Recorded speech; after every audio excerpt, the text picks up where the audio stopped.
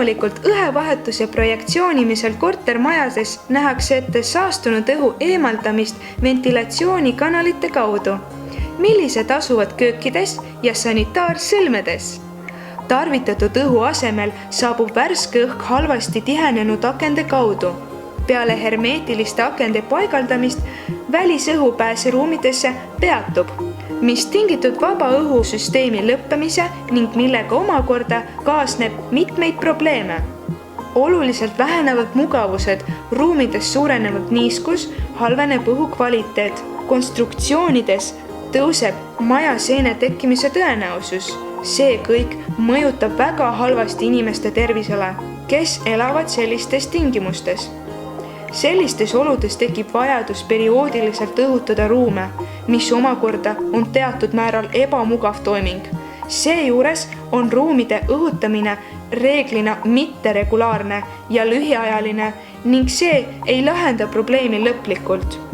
Sellele lisaks traditsioonilised õhutamised koos nii nimetatud lühiajaliste kui ka tavaliste õhutamisega omavad mitmeid olulisi puudusi.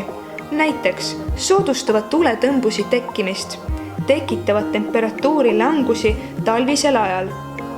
Ruumides tõuseb niiskus, ruumides suureneb tänavamüra ning tekib võimalus närilistel tungida ruumidesse.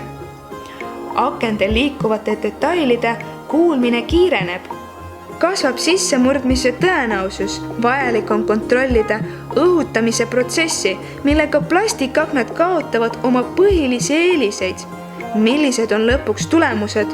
Suletud akende korral on ühed probleemid ja avatud aknende puhul teised mured.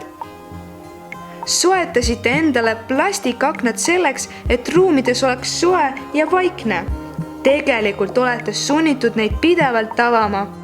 Tuulutusklapi kasutamine ei tekita mingeid ebamugavusi inimestele, kes asuvad ruumis, sest kõik õhuolud liiguvad lae all. Sellega tagavad need pidevalt saastunud õhu väljavahetamist. Soe õhk, mis tõuseb kütteradiaatoritelt, seguneb kiiresti õhuklapist tuleneva värske õhuga, mille tõttu tekib õhuvoolu tsirkulatsiooni akna piirkonnas. Kusjuures aknad säilitavad praktiliselt kõik oma soojustõkke ja heli isolatsiooni eeliseid häirimata ventilatsioonisüsteemi funktsioone.